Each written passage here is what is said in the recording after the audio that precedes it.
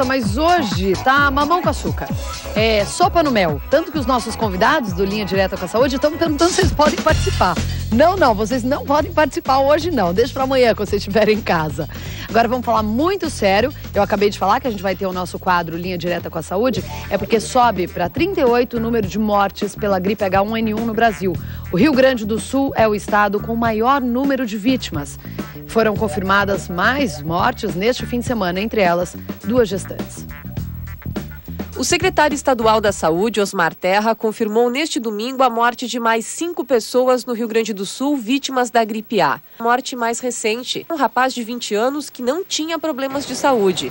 Até agora, os números apontam que o estado gaúcho tem 10 mil pessoas contaminadas com a H1N1. Deve dobrar a cada semana o número de casos. Com um pouco de sorte, em setembro, final de setembro, não vai ter mais epidemia. Além da coletiva, o secretário se reuniu com representantes dos principais hospitais do estado para criar o 3º turno nas instituições de saúde, das 6 às 10 horas da noite.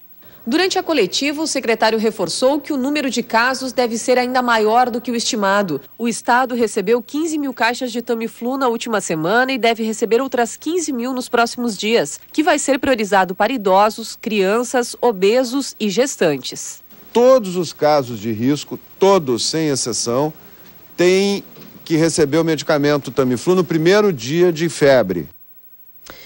Muito bem, a partir de agora você está em Linha Direta com a Saúde. A gente convidou um time de profissionais, eles estão super preparados para tirar todas as suas dúvidas sobre a nova gripe.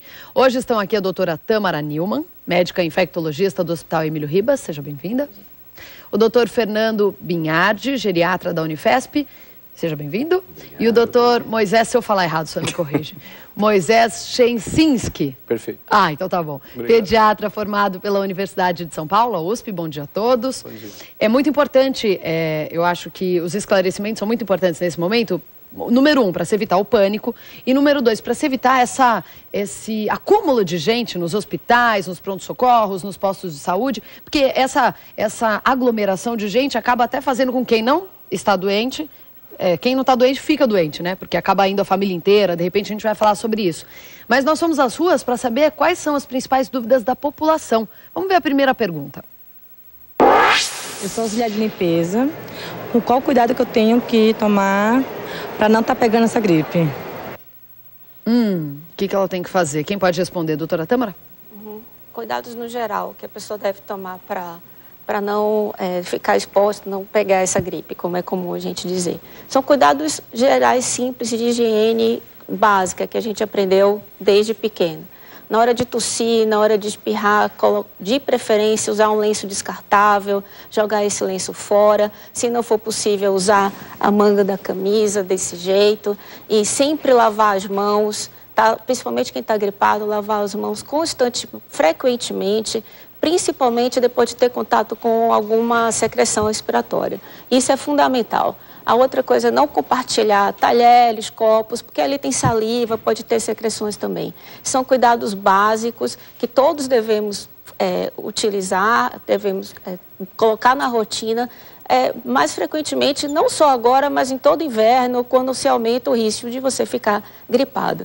Mas principalmente lavar frequentemente as mãos e proteger quando for espirrar ou tossir a boca, com lenço descartável de preferência. Tá certo. Vamos a mais uma pergunta.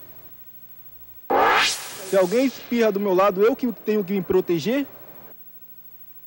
Eu acho que essa pergunta, eu vou complementar essa pergunta, né? Se alguém tosse do lado, a gente tem que se proteger. E outra coisa, eu não tenho a doença. E aí eu tenho que usar máscara, por exemplo, ou não? Quem está com a suspeita da doença que tem que usar? Eu digo se eu tenho que usar no sentido de me proteger, né? Se eu tiver com a máscara, eu não vou pegar? Quem é que pode responder? Olha, a princípio, depois a Tâmara pode completar. Claro, vocês podem interagir.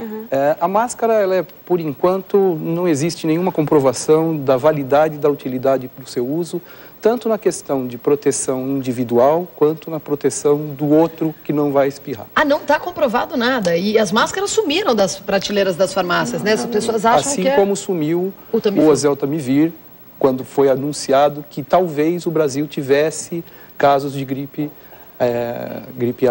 A, H1N1, antes do início, inclusive, do primeiro caso que a gente teve aqui no Brasil. O importante seria que as pessoas se conscientizassem que eu tenho que proteger o meu colega do lado.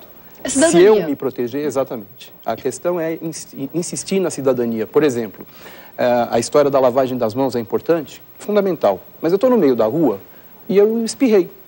Como é que eu faço? Eu não tenho parar em algum lugar e vou entrar e vou procurar. Dá licença, posso lavar a mão aqui? Então, o ideal é andar todo mundo com o seu lencinho descartável. E o lencinho é descartável. Ou seja, eu usei, na hora que eu vou espirrar, eu me protejo. E eu protejo, de preferência, melhor dizendo, eu coloco o lenço para proteger o meu vizinho, meu amigo, uma pessoa que eu não conheço, enfim. Aquele lenço de pano, que tem muita gente que usa ainda, principalmente as pessoas são mais antigas, né, tem mais idade, aquilo nem pensar. Não seria aconselhável. Tá. Só para complementar a questão das máscaras, não tem nenhum trabalho que mostre que usar máscara na população, na rua, no cinema, vá ajudar. Nos hospitais, sim, quem está gripado, quando você está gripado, se você usa a máscara, você evita justamente que esse espirro, que essa gotícula que a gente chama, que essa secreção vá para o ar. Mas ela não substitui a higiene das mãos também, claro. Ela não substitui você espirrar num lenço descartável e jogar fora.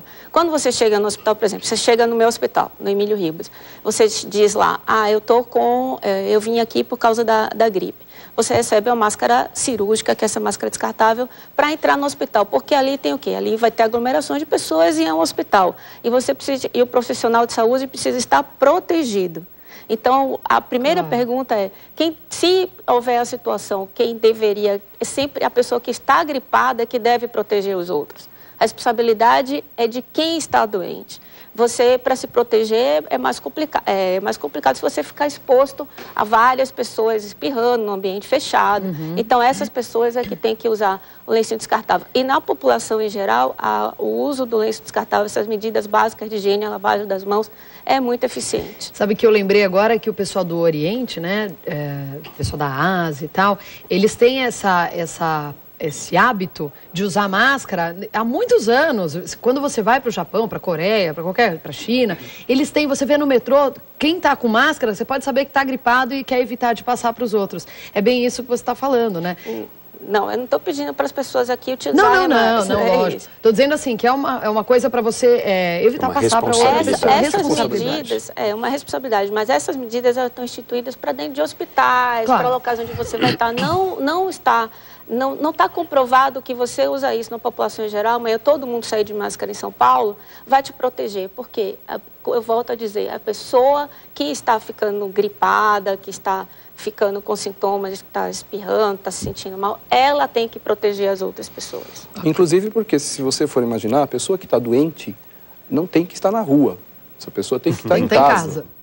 Não tem vantagem nenhuma eu estar gripado e sair por aí. Mesmo essas máscaras protegem por um determinado prazo. Claro. Ela tem um prazo de 2 horas de validade. Então, o meu lugar doente é ficar em casa. Tá.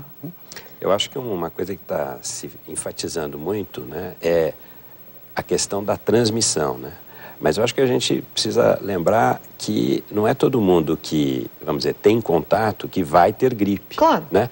E que, então, é muito importante que, em toda a vida, mas em especial nesse momento, a gente cuide do estado em que estamos, né? Tanto nutricionalmente, como principalmente emocionalmente. Hoje um eixo muito importante é o eixo psico, neuro, imuno, endócrino, né? Então, assim, a maneira como eu estou encarando a vida afeta a minha imunidade, né? Então, esse é um aspecto que é super importante, que, por exemplo, no idoso, né, a gente tem várias evidências todo ser humano é um ser complexo, mas assim, quando a gente pensa no idoso, a gente precisa pensar no idoso como um ser complexo e que precisa ser abordado na sua multidimensionalidade, né?